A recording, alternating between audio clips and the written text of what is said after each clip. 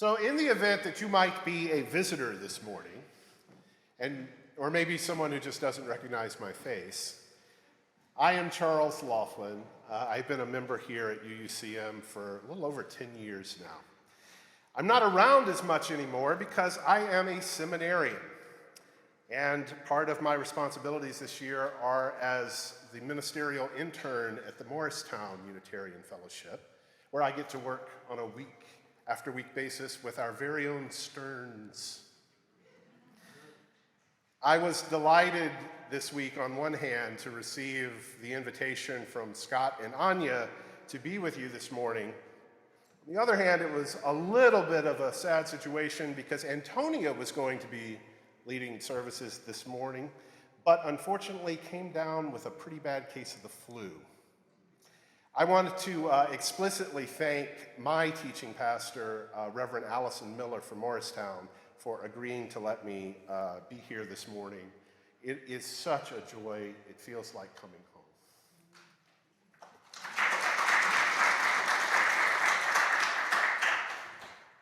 Beloveds, do you know what we just did? We managed to survive the first week of March in the year 2020. And you know, in some ways, that feels like it's an accomplishment that is deserving of some special recognition. I don't know, perhaps there should be a medal of achievement or some sort of plaque that we put up on the wall. At the very least, I think there ought to be t-shirts with some sort of clever hashtag. The coronavirus, or more accurately, COVID-19, has of course been at the top of the news cycle this week. What began as a handful of infections in a very remote part of China, as you know, has rapidly now become a worldwide outbreak. As of last evening, there are at least 400 confirmed cases in the United States, spanning over 20 states.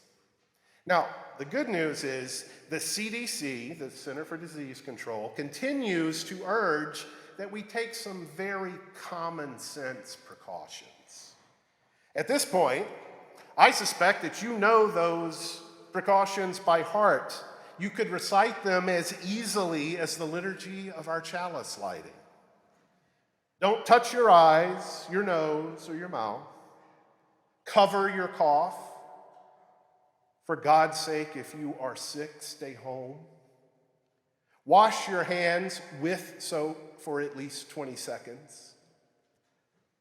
Of course, the reality is those are all actually really good things that we should be doing all the time anyway.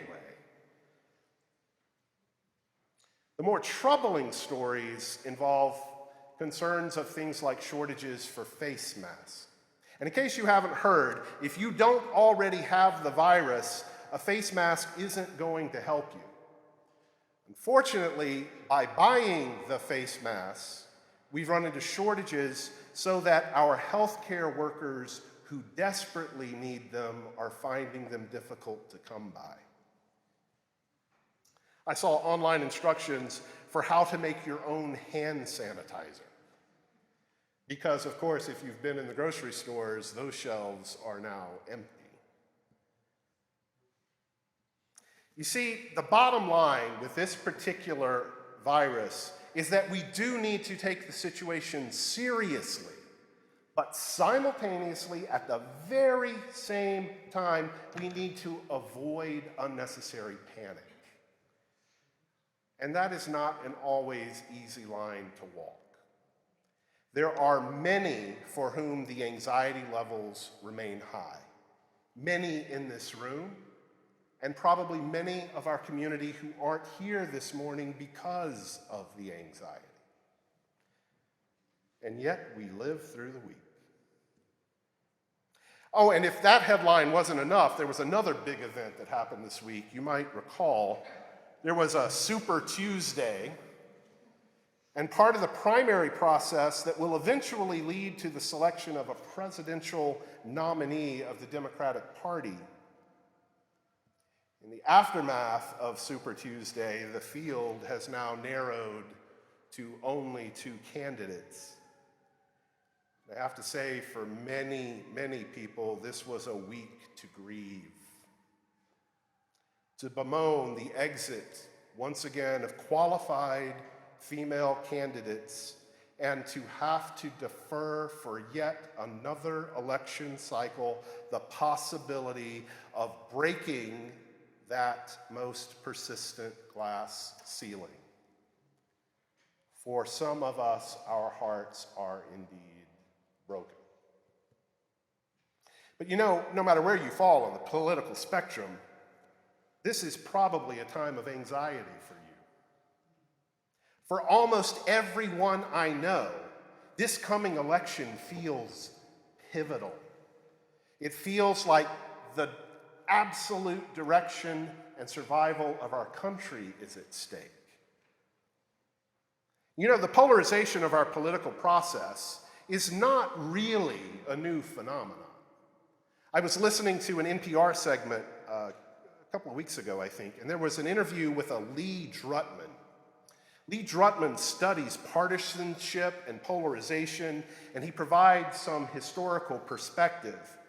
What he has to say is, as a country, we have been here before. In fact, as early as George Washington, there was pronounced partisanship and polarization in our politics. Drutman contends that, taken from a historical perspective, times of extreme polarization and partisanship actually usually lead to significant transformation. That's a silver lining I'd love to claim. I certainly hope that it is so. But can we be honest with each other? Even if that is true, that doesn't change the feeling that so many of us have right now that these are anxious times.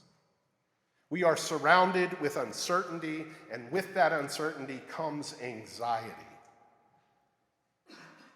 Those are only two of the news stories this week. The question, friends, is not how to rid ourselves of anxiety, because I suspect we really can't do that. The only real question that's going to help us is to figure out how to respond in the midst of anxiety. And I would suggest to you this morning that Reinhold Niebuhr's Serenity Prayer may actually hold some useful insight. You heard that prayer earlier. That is the original version of the prayer, as Reinhold started to use in his sermons, the complete version. Most of us know the prayer from Alcoholics Anonymous, which has used a modified version of the prayer. Niebuhr is a fascinating individual. He is a theologian of extreme importance in American history. His early career began serving as pastor of Bethel Evangelical Church in Detroit from 1915 to 1928. During that time, his personal theology reflected the religious liberalism and social idealism of his day. We forget that. There was a time when religious liberalism was the default mindset in this country. His experience in Detroit with the automobile industry before there were labor unions and before there were social legislation led him to a sharp critique of capitalism. So sharp was his critique that he actually embraced socialism. Imagine that. An evangelical Christian socialist. Who would have thunk it? In 1928, Niebuhr left Detroit to become professor at Union Theological Seminary in New York City, where he would serve and eventually become the dean of the seminary up until his retirement in the early 70s. In the years following World War I, Niebuhr's work began to change. He had been a pacifist, and was committed to not going to war. But like so many Americans, he was forced to reconcile with the reality of what World War I taught us.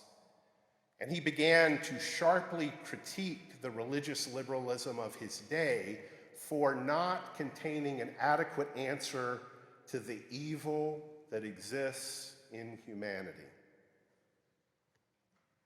In fact, it was in the 30s that Niebuhr finally broke away from the Socialist Party because of its pacifist and non-interventionist attitude in foreign policy. Niebuhr would go on to be the prominent voice of Christian theologians calling for the U.S. to get involved in World War II. The Serenity Prayer first appears in Niebuhr's sermons sometime around 1934. Listen again to that prayer. God, give us grace to accept with serenity the things that cannot be changed. Courage to change the things which should be changed. And the wisdom to distinguish the one from the other. Living one day at a time, enjoying one moment at a time, accepting hardship as a pathway to peace, taking, as Jesus did, this sinful world as it is, not as I would have it, trusting that you will make all things right if I surrender to your will, so that I may be reasonably happy in this life and supremely happy with you in the next. There's some theology in there that doesn't sit quite so well for many of us you use. And we have to accept that Niebuhr was a product of his day.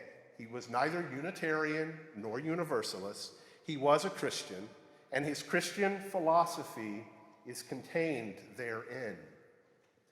But like most people, I suspect, my first experience with the Serenity Prayer was not this original version. It was a version that went something closer to this. God, grant me the serenity to accept the things I cannot change, courage to change the things I can, and the wisdom to know the difference. And they sort of just left off everything else. I actually think that there is a message for us today in the Serenity Prayer. I'm going to suggest there are three fundamental claims that Niebuhr is making that can give us guidance for our situation. The first is that there are things that cannot be changed. How you feel about that one? You know, a lot of people who have criticism of the Serenity Prayer, this is their problem. This is the starting point of the problem. Because there's something dangerous in simply accepting that there are things that cannot be changed. It is too easy to slip into a realm of accepting oppression and injustice under the false belief that that's just the way things are and we have to deal with it. The difference between things that cannot be changed and the things that are just hard to change needs to be underscored. I am suspicious of any theology that says we cannot question God because God works in mysterious ways. That has been used to justify the unjustifiable, and it needs to stop. We do not have much use for that kind of theology. But I don't think that's actually the theology that Niebuhr is advocating. He spent his entire life digging into the problem of evil and why we treat each other so badly. He is not asking us to simply accept the status quo. Instead, he's asking us to acknowledge our limitations. And there is truth in that. It is a contrast with the egoistic pride to believe that all things were moving onward and upward forever in perpetuity. That ship has sailed. It isn't true. There are things that genuinely cannot be changed. I also find it quite interesting that in the original version, Niebuhr speaks in the plural. Did you hear that? He says, grant us. But in the version of the prayer that we've all come to know, it has been changed to grant me and the things I cannot change. Oh, beloved, we need to go back to the communal. There is a false sense of individualism that is so disruptive to our society. We have to reclaim that we are working together because we are in this together. We are not doing for someone else, we are doing for ourselves because all of our liberation is bound up together.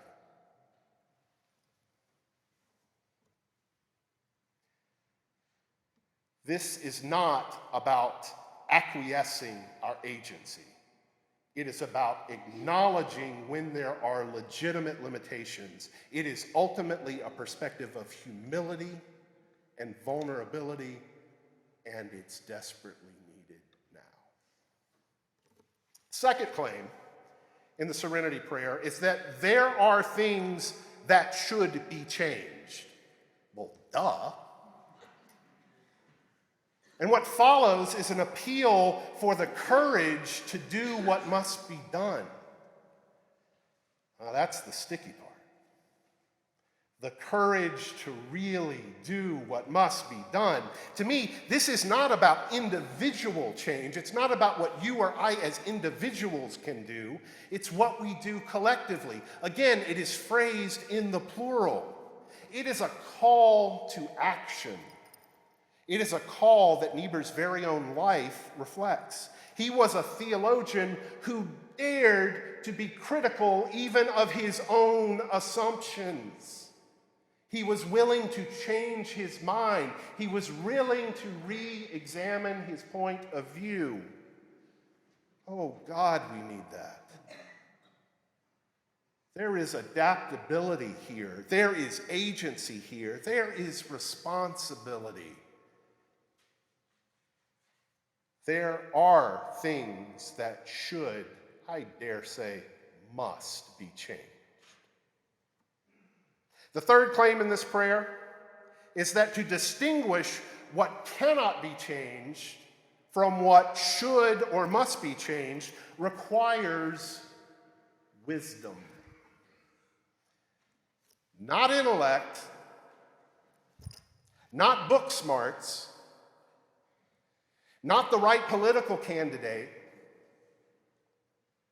not a return to values that never really existed. What is required is wisdom to discern. Whence comes that wisdom?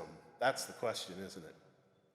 Whence comes that wisdom? What is the source? Is that a wisdom that's fixed, or does it evolve based on circumstances? Does the context matter? Does it seem that it's right now, but might it need to be re-examined tomorrow under light of new information? What kind of wisdom is that? A wisdom based in actual living. Those are great questions. To be honest, I don't like Niebuhr's answer, because I think that's what the second half of the Serenity Prayer is about. He finds his answer in the traditional Christian theology of sin, suffering, and surrender. That's not going to work for me. I need to find another source of wisdom. Even though he was quick to point out that the evil which all people were susceptible of committing could be overcome by good. But nevertheless, I need sources of wisdom that reflect my identity. I suspect you do too. So what do we Unitarian Universalists dare call the source of our wisdom? Here's one of the things I find really interesting. It's been my experience, yours may be different, it's been my experience that if you ask Unitarian Universalists something about our 7 principles, we do a fairly good job of being able to name those. Partly because our kids sing a song about the 7 principles, and we've heard that song over and over again. But if we were to stop right now and I were to ask you to name the 7 principles, I'm confident that we would get most, if not all of them. What's really interesting is that Unitarian Universalists also have 6 sources. And I've been hard-pressed to find many Unitarian Universalists who can name any of them. But they are exactly in line with what I'm talking about. We call them our sources because they are the sources of wisdom. Here they are. Direct experience of that transcending mystery and wonder affirmed in all cultures, which moves us to a renewal of the spirit and an openness to the forces which create and uphold life. The first source of wisdom is your own experience. Experience of the awe and mystery. We hold that up first. Second, words and deeds of prophetic people which challenge us to confront powers and structures of evil with justice, compassion, and the transforming power of love. Words and deeds of prophetic people. 3, wisdom from the world's religions which inspire us in ethical and spiritual life. We have a beautiful tradition of a scripture that is open. We don't relegate wisdom to one book. We don't relegate wisdom to one time. We don't relegate wisdom to one faith tradition. We recognize that there is wisdom to be had. 4th, Jewish and Christian teachings which call us to respond to God's love by loving our neighbors as ourselves. My suspicion is at some point in our history, this is probably the source we're going to lose. I think we have moved so far in some ways from our Jewish and Christian traditions that many of our congregations don't even know those histories. But beloveds, there is wisdom to be had there. And I, for one, think we should stop once and for all giving up the conversation to the fundamentalists. It is our tradition. It is our legitimate access to the wisdom contained therein. 5th, humanist teachings which counsel us to heed the guidance of reason and the results of science and warn us against idolatries of the mind and spirit. Oh my God, do we need that kind of wisdom in high places? Reason, science, and a warning against idolatries. And our 6th source, spiritual teachings of the earth-centered traditions. Because these celebrate the sacred circle of life and they instruct us to live in harmony with the rhythms of nature. I dare say you may have more sources of wisdom to add to that list. There are some, for example, who speak of this beautiful language of the wisdom of the ancestors. I love this imagery. It's an acknowledgement that our very bodies can carry the accumulated experiences of those who have gone before. But most of all, I want to reiterate my strongest conviction that the theme that runs through all of this is that we are stronger when we act in community than when we act alone. That's why you're here right now. Because the community matters. And in a world where we can't hug and we can't say hello for a little while, it is ever important that we reach out to one another in the ways that we still can, to let people know that we still see them, that we still love them, that we still are a community. We don't have to embrace to be a community.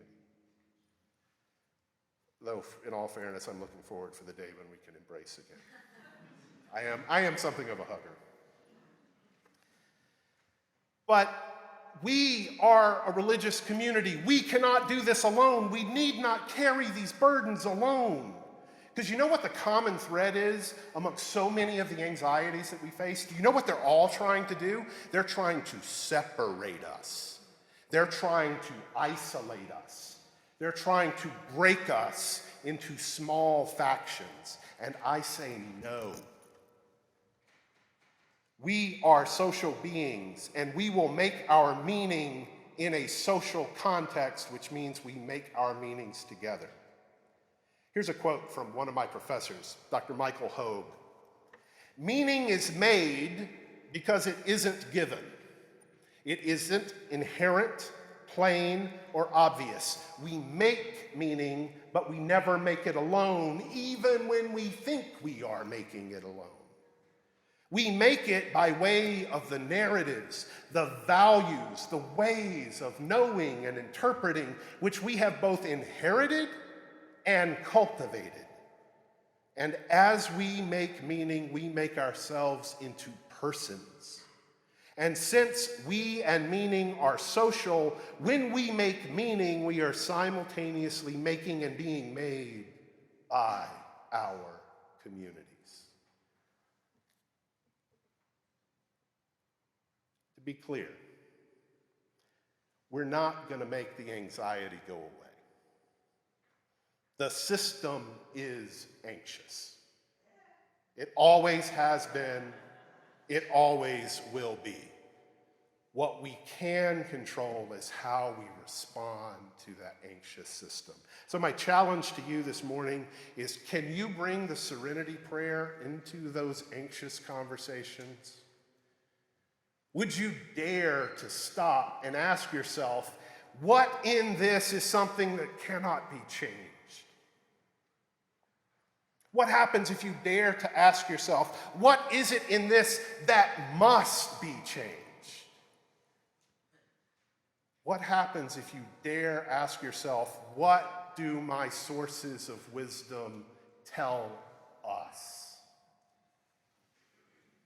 Together. Oh, beloved, above all, let us be there for one another. Let us remember that we do not do this alone. Let us remember that we don't need all the answers before we get started. Let us remember that there is wisdom to guide us everywhere and all around. May it be so.